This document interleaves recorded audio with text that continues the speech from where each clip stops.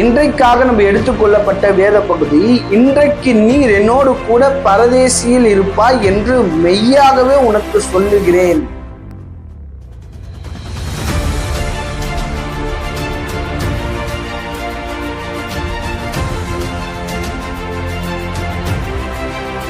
இன்றைக்கான நம்ம பார்க்கக்கூடிய சிலுவையின் 7 வார்த்தைகள் என்னன்னு பார்த்தீங்கன்னா, லூக்கா 23ஆம் அதிகாரம் 43வது வசனத்தை தான் நம்ம இன்னைக்கு பார்க்க போறோம். இயேசு அவர்களை நோக்கி, இன்றைக்கு நீர் என்னோடு கூட பரதேசியில் இருப்பாய் என்று மெய்யாகவே உங்களுக்கு சொல்லுகிறேன் அப்படின்னு சொல்றாரு. இன்றைக்கு என்னோடு கூட பரதேசியில் இருப்பாய் என்று மெய்யாகவே உனக்கு சொல்லுகிறேன் அப்படின்னு சொல்லிட்டு இயேசு கிறிஸ்து சொல்றாரு. இயேசு கிறிஸ்து சிலுவையில் அறையப்பட்ட போது, அவர் சிலுவையில தொங்கி கொண்டிருக்கும் போது நிறைய வார்த்தைகள் மூலமா நிறைய சத்தியங்களை அநேகருக்கு சொன்னாரு. அதுல ஆல்ரெடி நான் முதல் வார்த்தையை பற்றி சொன்னேன். பிதாவே இவர்களை மன்னியும், தாங்கள் செய்கிறது இன்னதென்று அறியாதிருக்கிறார்களே. அந்த வார்த்தை யாராச்சும் பார்க்கலன்னா போய் பார்த்துருங்க. இயேசு கிறிஸ்து இந்த வார்த்தைகள் எல்லாம் சொல்லும் போது முக்கியமான ஒரு விஷயம் இங்க நிறைவேறுது. என்னன்னு பாத்தீங்கன்னா, நியாய பிரமாணத்துல சொல்லப்பட்ட, அதாவது பழைய ஏற்பாட்டுல சொல்லப்பட்ட தீர்க்க தரிசன வார்த்தைகள் எல்லாம் இவர் இன்றைக்கு என்னோடு கூட பரதேசில் இருப்பாய், பிதாவே இவர்களை மன்னியும் அப்படின்னு சொல்லும் போது சொல்லப்பட்ட வார்த்தைகள் எல்லாம், ஏசாயால சொல்லப்பட்ட வார்த்தைகள் எல்லாம் இப்ப லூக்கால இயேசு நிறைவேற்றவரா இருக்கிறாரு. நம்ம ஏசாயா 53ஆம் அதிகாரத்துக்கு போயிடலாம். 53ஆம் அதிகாரத்துல நம்ம பார்த்தோம்னா, 53ஆம் அதிகாரம் 12வது வசனத்துல பார்த்தோம்னா, அங்க அவர் தம்முடைய ஆத்துமா மரணத்தில் நின்று அக்கிரமக்காரராக ஒருவராக எண்ணப்பட்டார். இங்க அக்கிரமக்காரராக ஒருவராக எண்ணப்பட்டார். அந்த ஒரு விஷயத்தை நம்ம பார்க்கலாம். அநேகருடைய பாவத்தை தாமே சுமந்து அக்கிரமக்காரருக்காக வேண்டிக் கொண்ட நிமித்தம் அநேகரை அவருக்கு பங்காக கொடுப்பேன் அப்படின்னு சொல்றாரு. என்னது? அக்கிரமக்காரருக்காக அவர் வேண்டிக் கொள்றாரு. பிதாவே இவர்களை மன்னியும், தாங்கள் செய்கிறது இன்னதென்று அறியாதிருக்கிறார்களே. நம்ம ஆல்ரெடி பார்த்தோம். ஆனா அதாவது 2வது சிலுவையின் வார்த்தைகள் பார்த்தீங்கன்னா லூக்கால நம்ம பார்க்கிறோம். இன்றைக்கு நீர் என்னோடு கூட பரதேசியில் இருப்பாய் என்று மெய்யாகவே உனக்கு சொல்லுகிறேன் அப்படின்னு சொல்றாரு. இந்த மெய்யாகவே என்ற ஒரு வார்த்தை இயேசு ஏதோ ஒரு முக்கியமான ஒரு விஷயத்த சொல்ல போறாரு அப்படின்னு அர்த்தம். அங்க ஏதோ ஒரு இம்பார்ட்டன்ட் இருக்குது அப்படின்னு ஒரு அர்த்தம். ஆனா இயேசு இன்றைக்கு நீ என்னோடு கூட பரதேசில் இருப்பாய் என்று மெய்யாகவே சொல்லுகிறேன் என்றார். இங்க நம்ம நிறைய விஷயத்த இந்த வசன தானத்துல நம்ம கத்துக்கலாம். ஏகப்பட்ட விஷயம், ஏகப்பட்ட சத்தியங்கள் இந்த இன்றைக்கு என்னோடு கூட பரதேசில் இருப்பாய் என்ற ஒரு வார்த்தையில அடங்கி இருக்குது. இதுல மெயினான ஃபர்ஸ்ட் வார்த்தை என்னன்னு பாத்தீங்கன்னா, நிறைய பேர் சொல்லுவாங்க கிருபையினால ரட்சிப்பு கிடையாது, நம்மளுடைய வாழ்க்கையில கிரியையும் அவசியம் அப்படின்ற ஒரு விஷயத்த சொல்லுவாங்க. ஞானஸ்தானம் எடுத்தாதான் நம்மளுடைய வாழ்க்கையில நம்ம ரட்சிக்கப்படுவோம். பரலோகத்துக்கு போறதுக்கே ஞானஸ்தானம் தான் தகுதி. என்னதான் இயேசு கிறிஸ்து நம்மளுக்காக சிலுவையில மரிச்சாலும் நம்ம ஞானஸ்தானம் எடுத்துட்டு தான் பரலோகத்துக்கு நம்ம போகணும் அப்படின்ற ஒரு விஷயம் இங்க பிரேக் பண்றாங்க. எப்படி பிரேக் ஆகுதுன்னா, இன்றைக்கு நீர் என்னோடு கூட பரதேசில் இருப்பாய் அப்படின்னு சொன்ன கல்லன் இங்க நம்ம நல்லா ஒரு பாயிண்ட புரிஞ்சுக்கணும். இங்க இயேசு கிறிஸ்து நடுவுல சிலுவையில் அறையப்படுறாரு. அந்த கொல்கதா மலையில சைட்ல 2 சைட்லயும் 2 திருடர்கள், அதாவது கல்லன்கள், குற்றவாளிகள், அவங்க தண்டிக்கப்பட்டதுக்காக சிலுவையில் அறையப்படுறாங்க. ஆனா இயேசு கிறிஸ்து சிலுவையில் அறையப்படும் போது அவர் குற்றம் செஞ்சதுனால அவர் சிலுவையில் அறையப்படல. அதற்கு மாறாக மனிதனுடைய ஒட்டுமொத்த பாவங்களுக்காகவும் இயேசு கிறிஸ்து சிலுவையில் அறையப்படுறார். இயேசு கிறிஸ்து இங்க மனிதனுடைய ஒட்டுமொத்த பாவங்களுக்காக சிலுவையில் அறையப்படுறாருன்றது நம்ம 1 யோவான் 2ஆம் அதிகாரம் 2வது வசனத்துல நம்ம பார்க்கலாம். அவர் சர்வலோகத்தின் பாவங்களுக்காக கிருபாதார பலியாக இயேசு கிறிஸ்து சிலுவையில மரிச்சாரு அப்படின்ற ஒரு விஷயத்த பார்க்கலாம். அதாவது எல்லா ஜனங்களுக்காக தான் இயேசு மரிக்கிறாரு. நம்ம இன்னொரு 2 கொரிந்தியர் 5ஆம் அதிகாரத்துல நம்ம பார்க்கும்போது, கிறிஸ்துவின் அன்பு என்னை நெருக்கி ஏவுகிறது, ஏனென்றால் எல்லாருக்காகவும் ஒருவரே மரித்தார். இந்த உலக மக்கள் ஒட்டு ஜனங்களுக்காகவும் இயேசு இங்க மரிச்சிருக்கிறார். ஓகேவா? அவங்களுடைய பாவங்களுக்காக மரிச்சிருக்காரு. அவர் பாவம் செஞ்சதுனால இயேசு மரிக்கல. அதனாலதான் நம்ம வசனத்தை வாசிக்கிறோம். நம்மளுக்காக பாவமானார், நம்மளுக்காக சாபமானார், நம்மளுக்கு சமாதானத்தை உண்டு பண்ணும் ஆக்கினி அவர் மேல வந்தது, அவருடைய தழும்புகளால் நம்ம சுகமாகிறோம் அப்படின்னு சொல்லிட்டு நம்மளுக்காக தான், நம்ம அடிக்கப்பட வேண்டிய இடத்துல இயேசு நம்மளுக்கு பதிலாக அந்த கொடூரமான சிலுவையின் தண்டனை அனுபவிக்கிறார். ஓகே, இது ஒரு பாயிண்டா.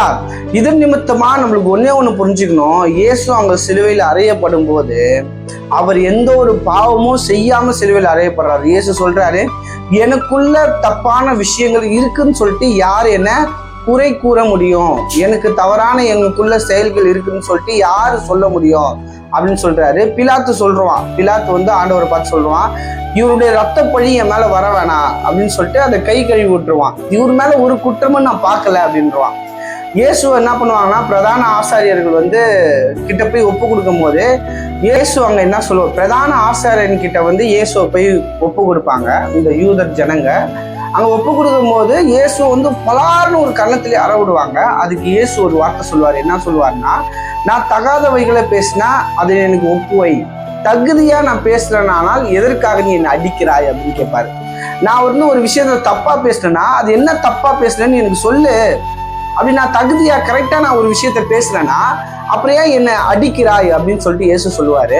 அங்க தகாதவைகள்னா நான் எந்த ஒரு கெட்ட விதமாக நான் இங்க பேசல, நான் எல்லாமே நல்ல விதமா தான் பேசுறேன். அதனால இங்க ஒரே ஒரு விஷயத்த மட்டும் புரிஞ்சுக்கலாம். அங்க 2 கள்ளர்கள் வந்து அவர்களுடைய பாவத்துக்காக அங்க சிலுவையில் அறையப்படுறாங்க. ஆனா இயேசு வந்து எந்த ஒரு பாவமும் செய்யாம அங்க சிலுவையில அறையப்படுறாரு. சிலுவையின் தண்டனைன்னா என்னன்னு சொல்லிட்டு நம்ம பார்க்கலாம். சிலுவையின் தண்டனைனா என்னன்னு பார்த்தீங்கன்னா, ரோமர் ஆட்சி, அதாவது ரோம சாம்ராஜ்யம் மரண தண்டனை கொடுக்கப்பட்டிருக்கிற ஒரு முறைமை தான் சிலுவையின் தண்டனை. அதாவது யூதருடைய தண்டனை மரண தண்டனை வேற, ரோமருடைய மரண தண்டனை வேற. கிறிஸ்து எந்த மரண தண்டனையின் அடிப்படையில் அறையப்பட்டார்னு பார்த்தீங்கன்னா, ரோம மரண தண்டனையின்படி தான் இவர் சிலுவையில் அறையப்படுறாரு கொல்கதா மலையில. அந்த கொல்கதா மலையில கபால ஸ்தலம்ங்கிற ஒரு இடம் இருக்கும். அந்த கபால ஸ்தலத்தை பார்த்தாவும் மக்கள் எல்லாம் பயப்படுவாங்க. ஏன் பயப்படுவாங்கன்னா, அந்த தூரத்துல இருந்து பார்க்கும்போது அங்க மண்டை ஓடு மாதிரி இருக்கும் அந்த பாறையிலேயே.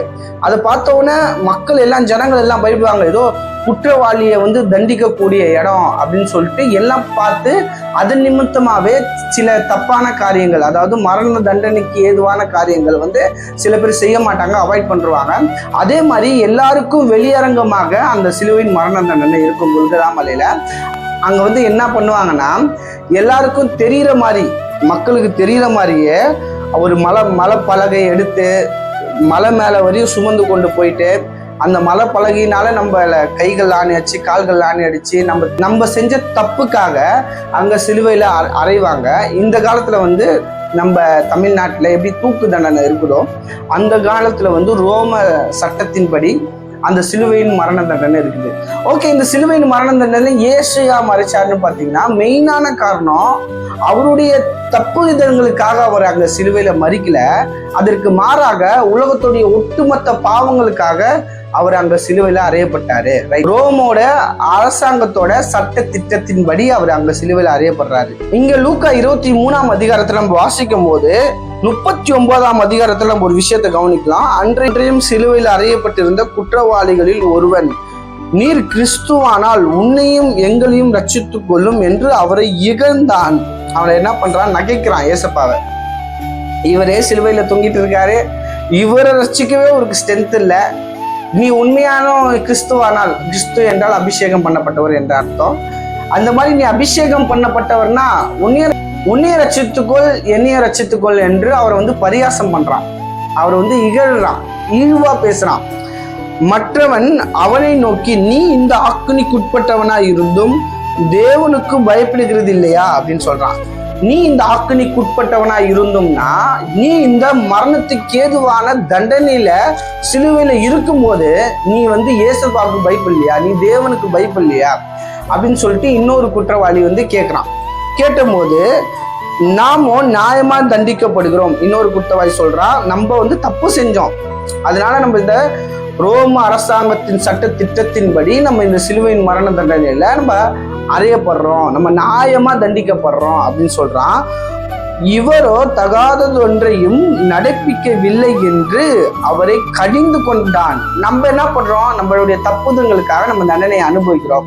ஆனா இயேசு கிறிஸ்து அங்க சிலுவையில மறிக்கும் போது அவர் என்ன பண்றாரு, எந்த ஒரு தப்பும் செய்யாமையே அவர் சிலுவையில அறையப்படுறாரு. போயிட்டு இகழ்வா பேசுறியடான்னு சொல்லிட்டு அவனை கடிந்து கொள்றான். அவனை கடிந்து கொள்றான், ஆஷா பேசுறான், இது மாதிரி நீ செய்யாத, இது மாதிரி நீ செய்யவே கூடாது. அவர் வந்து அவருடைய தப்புதங்களுக்காக அவர் தண்டனை அனுபவிக்கல, அவர் எந்த ஒரு தப்பும் செய்யாம அவர் மனிதனுடைய பாவங்களுக்காக அங்க மறிக்கிறாரு அப்படின்னு சொல்லிட்டு இன்னொரு கல்லனை வந்து அவன் கடிந்து கொள்றான். இங்க இயேசு கிறிஸ்து சிலுவையில மரிக்கும் போது உலகத்துடைய ஒட்டுமொத்த பாவங்களுக்காக இங்க சிலுவையில மரிக்கிறாரு. இவர் மரிக்கும் போது யூதருடைய மரண தண்டனையின்படி இவர் மரிக்கல, அதற்கு மாறாக ரோம அரசாங்கத்தினுடைய மரண தண்டனையின்படி தான் இவர் சிலுவையில் அறியப்படுறாரு. யூதருடைய தண்டனைகள் என்னன்னு பாத்தீங்கன்னா, ஒரு மனுஷனை கல்லடிச்சே சாவடிச்சிருவாங்க. எக்ஸாம்பிள் ஸ்தேவானை தான் யூதர்கள் கல்லடிச்சியே சாவடிச்சாங்க. ஆனா இவர் இயேசு கிறிஸ்து அறியப்பட்ட காரணம் மனிதனுடைய பாவங்களுக்காக ரோம அரசாங்கத்தின் சட்டத்திட்டத்தின்படி இங்க அறியப்படுறாரு. இவர் அறியப்படும் போது உலகத்துடைய ஒட்டுமொத்த பாவங்களுக்காகவும் இவர் சிலுவையில் அறியப்படுறாரு. அந்த ஒட்டுமொத்த ஜனங்களுக்காகவும் இவர் சிலுவையில் அறியப்படும் போது எல்லாரையும் இவர் நேசிக்கிறாரு, எல்லாரும் மீது அன்பு செலுத்துறாரு. இவரை விசுவாசிச்சு அதை ஏற்றுக்கொள்கிறவர்களுக்கு அந்த அன்பு அவங்களுடைய வாழ்க்கையில பூரணப்படுது. ஏன்னா இயேசப்பா நம்மளுக்கு சுயாதீனத்தை கொடுத்திருக்கிறாரு. அதாவது சுயமா சிந்தித்து யோசித்து நம்ம செயல்பட விதத்துல ஒரு ஆற்றலை நம்மளுடைய வாழ்க்கையில கொடுத்திருக்காரு. நம்மளை அதிகமா நேசிக்கிறாரு. அந்த அன்பை நான் பெற்றுக்கொள்றதும் இல்லை இயேசுவே எனக்கு வேணாம் அப்படின்னு சொல்லிட்டு நிராகரித்து போறதும் அது என் கையில இயேசுப்பா கொடுத்துருக்கிறாரு. அதனால அவர் நிராகரித்து போகும்போது என்னுடைய வாழ்க்கையில அவருடைய அன்பின் நிமித்தமான ஆசீர்வாதத்தை பெற்றுக்கொள்ளாம பாவத்தின் நிமித்தமா பாதாளம் செல்கிற ஒரு மனுஷனா இருக்கிறேன். அதனால இயேசு கிறிஸ்து எல்லாருக்காகவும் இந்த சிலுவையில மரிச்சதுனால இங்க 2 கல்லனுக்காகவும் இயேசு கிறிஸ்து மரிச்சிருக்கிறாரு. இன்னும் கேட்டா நிறைய பேர் ஏற்றுக்கொள்ள மாட்டாங்க, இருந்தாலும் நான் சொல்றேன், யூதாஸ் காரியத்துக்காகவும் இயேசு கிறிஸ்து சிலுவையில மரிச்சிருக்கிறாரு. ஆனா யூதாஸ் காரியத்து பிசாசுனால வஞ்சிக்கப்பட்டு அவன் இயேசுவை ஏத்துக்காம போயிட்டான். சப்போஸ் அவன் இயேசுவை ஏத்துக்கிட்டு ஐ எம் சாரி, நான் மன்னிச்சிருங்க, நான் அவங்களை தெரியாம காட்டி கொடுத்துட்டேன் அப்படின்னு சொல்லிட்டு தன்னுடைய பாவத்தை அறிக்கையிட்டு இயேசு கிட்ட அவன் வந்தானா கண்டிப்பா இயேசு அவனை முற்றிலும் ரட்சிக்க வல்லவரா இருக்கிறான். ஆனா அவன் பிசாசு பேச்சை கேட்டு அவன் ஆண்டு கொண்டு செத்தான். ஆனா பேதுரு அந்த மாதிரி பண்ணல. பேதுரு என்ன பண்ணாரு? ஆண்டவர் மறுதளிச்சாரு. இருந்தாலும் ஆண்டவர் கிட்ட முழு அன்போடு அவர் என்ன பண்ணிட்டாரு? வந்துட்டார். பேதுரு என்ன பண்ணாரு? ஆண்டவரை மறுதளிச்சிட்டாரு. இருந்தா கூட ஒரு சந்தர்ப்பத்துல மறுபடியும் மனம் திரும்பி மனம் கசந்து அழுந்து மறுபடியும் ஆண்டவர்கிட்ட ஒப்புரவாயிட்டாரு. ஆண்டவர் பேதுரு பாவங்கள் எல்லாம் மன்னிச்சிட்டாரு. அதனால ஆண்டவர் நமக்கு ஃப்ரீவில் கொடுத்திருக்கிறாரு. அதனால இங்க 2 கல்லர்கள் இருக்கிறாங்க. இந்த 2 கல்லர்கள் பண்ண தப்புக்காகவும் உலகத்துடைய ஒட்டுமொத்த ஜனங்களுடைய பாவங்களுக்காகவும் இயேசு கிறிஸ்து இந்த சிலுவையில மரிக்கிறாரு. அதுல ஒரு கல்லன் இயேசு கிறிஸ்து எந்த ஒரு தப்பும் செய்யாம சிலுவையில அறையப்படுறாரு அப்படின்னு சொல்லிட்டு அந்த சத்தியத்தை கரெக்டா புரிஞ்சுக்கிறான். ஒரு கல்லன் இகழ்கிறான், அவரை நிராகரிக்கிறான், அவரை ஏற்றுக்கொள்ள அவனுக்கு மனதில்லை. அதனால இங்க என்ன நடக்குதுன்னா, இவன் இயேசு கிறிஸ்துடைய அன்பின் நிமித்தமா அந்த சிலுவையின் மரணத்துக்குரிய ரட்சிப்பை பெற்றுக்கொள்கிறான். இவன் அந்த ரட்சிப்பை பெற்றுக்கொள்ள கூடாதவனா இங்க இருக்கிறான். அப்போ இங்க ஒண்ணு நடக்குது. 42ஆம் அதிகாரத்துல ஒண்ணு சொல்றான். இயேசுவை நோக்கி, ஆண்டவரே, நீர் உம்முடைய ராஜ்யத்தில் வரும்போது அடியனை நினைத்தருளும் என்றான். என்ன சொல்றான்? உம்முடைய ராஜ்யத்துல நீங்க வருவீங்களே, அப்ப என்ன கொஞ்சம் நினைச்சு கொள்ளுங்க. நீங்க எந்த ஒரு தப்பும் செய்யாம சிலுவையில் அறையப்படுறீங்க, உங்களுடைய பாவங்களுக்காக என்ன கொஞ்சம் நினைத்து அருளுங்க அப்படின்னு சொல்லிட்டு இயேசு கிட்ட கேட்கும் போது இயேசு அங்க அருமையான ஒரு வார்த்தை சொல்றாரு. இயேசு அவர்களை நோக்கி, இன்றைக்கு நீர் என்னோடு கூட பரதேசில் இருப்பாய் என்று மெய்யாகவே உனக்கு சொல்லுகிறேன் என்றார். என்ன சொல்றார்? ஸ்ட்ராங்கா சொல்றார் இயேசு. இன்றைக்கு நீ என்னோடு கூட பரதேசில் இருப்பாய். மனிதனுடைய பாவங்களுக்காக தான் நான் மரிக்கிறேன், என் மேல எந்த ஒரு தப்பும் இல்லை, நீ எந்த ஒரு தப்புதும் இல்லாம உலகத்துடைய ஒட்டுமொத்த ஜனங்களுக்காக நான் பாவத்துல மரிக்கிறேன் என்ற ஒரு சத்தியம் உனக்கு புரிஞ்சிருக்கு. அதனால நீ என்னை ஏற்றுக்கொண்ட. அதனால நான் சொல்றேன், இன்றைக்கு நீ என்னோட கூட பரதேசில் இருப்பாய் அப்படின்னு சொல்லப்பட்ட உடனே, இந்த வார்த்தையை சொல்லி முடிச்ச உடனே தீர்க்கதரிசன வார்த்தைகள் நிறைவேறுது. ஏசாயா 53ஆம் அதிகாரம் 12வது வசனத்துல, அவர் தம்முடைய ஆத்துமா மரணத்தில் நின்று அக்கிரமக்காரர் ஒருவராக எண்ணப்பட்டார். ஏசப்பா என்ன பண்றாரு? அக்கிரமக்காரர் ஒருவராக எண்ணப்பட்டார்னா, இங்க ஒரு குற்றவாளி எந்த ஒரு குற்றம் செய்யாம மனிதனுடைய பாவங்களுக்காக தண்டிக்கப்பட வேண்டும் என்பதற்காக இங்கே இயேசு அந்த அக்கிரமக்காரராக ஒருவராக எண்ணப்பட்டார் என்ற ஒரு தீர்க்கதரிசன வசனம் இங்க நிறைவேறுது. அநேகருடைய பாவத்தை தாமே சுமந்து அக்கிரமக்காரருக்காக வேண்டிக் கொண்டது நிமித்தம்னா, ஃபர்ஸ்ட் நம்ம ஆல்ரெடி சிலுவையின் 1ஆம் அதிகாரத்தை பார்த்தோம். பிதாவே, இவர்களை மன்னியும், தாங்கள் செய்கிறது இன்னதென்று அறியாது இருக்கிறார்களே அப்படின்னு சொல்லிட்டு அக்கிரமக்காரருக்காக அவர் வேண்டிக் கொள்றாரு. நம்ம இதுல இருந்து ஒரே ஒரு சத்தியத்தை மட்டும் புரிஞ்சுக்கலாம். நம்ம எந்த ஒரு செயலின் அடிப்படையிலும் நம்ம பரலோகத்துக்கு போல, நம்ம விசுவாசத்தின் அடிப்படையிலால மட்டும்தான் பரலோகத்துக்கு போறோம். அதாவது அவருடைய சிலுவையின் மரணம். கிருபைன்னா அன்மெரிட்டட் ஃபேவர். எந்த மனுஷனையும், தகுதி இல்லாத மனுஷனையும் தகுதிப்படுத்துறது தான் கர்த்தருடைய கிருபை. அந்த கிருபையை பெற்றுக்கொள்ள நம்மளுடைய வாழ்க்கையில இயேசு என்னுடைய பாவங்களுக்காக தான் மரித்தார் என்ற ஒரு விசுவாசம் இருந்தா போதும், நம்ம பரலோகத்துக்கு போவோம். நிறைய பேர் சொல்லுவாங்க, ஞானஸ்தானம் எடுத்தாதான் பரலோகம் போக முடியும், ஞானஸ்தானம் எடுக்கணும்னு சொல்லிட்டு அது கர்த்தருடைய வார்த்தை. ஆனா ஞானஸ்தானம் எடுத்தாதான் பரலோகம் போவோம் அப்படின்னு சொல்றது சத்தியம் கிடையாது. கிறிஸ்துடைய சிலுவையின் மரணத்தின் மூலமா மட்டும்தான் நம்ம பரலோகத்துக்கு போவோம்.